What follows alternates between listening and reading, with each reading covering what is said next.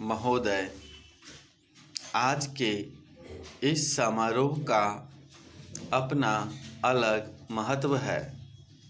पंचायत भारतवर्ष की एक बहुत पुरानी संस्था है और जैसा अभी कहा गया, इन्हीं पंचायतों के कारण ही भारतवर्ष अब तक जीवित रह सका है। हम पर बाहर से बार बार आक्रमण हुए, विदेशियों की विजय हुई, पर ग्राम पंचायतें अपने स्थान पर ज्यों की त्यों बनी रही।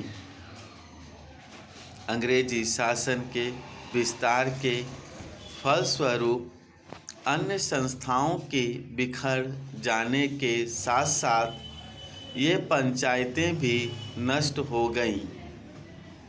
जिस समय हम लोग ब्रिटिश सरकार से भारत के लिए स्वराज्य प्राप्त करने के प्रयत्न में लगे हुए थे, उस समय गांव-गांव में जो कांग्रेस कमेटियां स्थापित हुईं, वे एक प्रकार से पंचायतें ही तो थीं,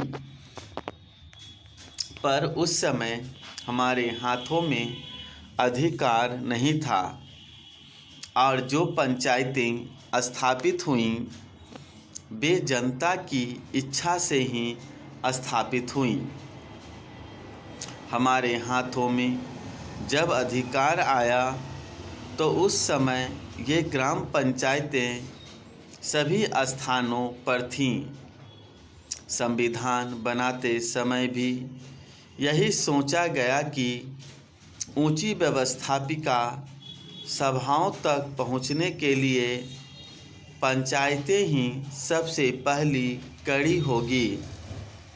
उसके बाद सभी प्रदेशों और राज्यों की सरकारों ने पंचायत संबंधी कानून पास किए और पंचायतें स्थापित होने लगी।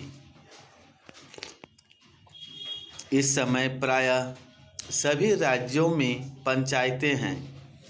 यह दूसरी बात है कि कहीं पर उनका काम भली भांति चल रहा है और कहीं उतने सुचारू रूप से नहीं चल रहा। आज यह सुनकर मुझे बहुत प्रसन्नता हुई कि आपके इस राज्य में पंचायतों को ठीक रूप से चलाने पर बड़ा जोर दिया जा रहा है। जिनका काम सबसे अच्छा और सुंदर समझा जाता है, उनको पुरस्कार दिया जाता है। इसलिए मैंने आपकी ओर से आज 2-4 पंचायतों के मुखिया लोगों को अनुदान दिया। मैं उनको बधाई भी देना चाहता हूं कि उनका काम 4000 ग्राम पंचायतों में सबसे अच्छा समझा गया। हमें यह स्मरण रखना चाहिए कि पहले की हमारी पंचायतें क्यों मिट गई। हमारे देश में पंचायतें परंपरा से चली आ रही थी।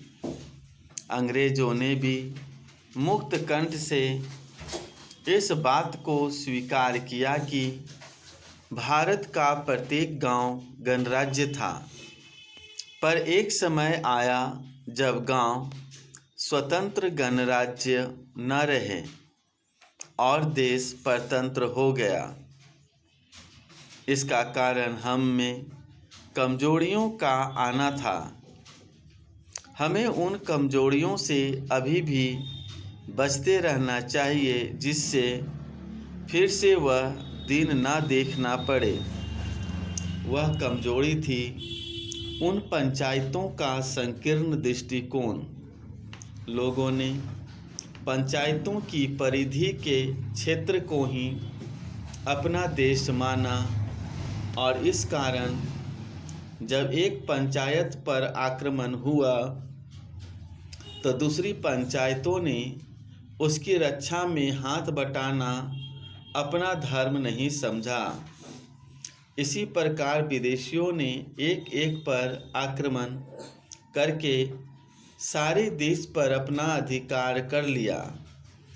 हमारे शत्रुओं ने हमारे पारस्परिक वैमनस्य और भेदभाव से भी लाभ उठाया।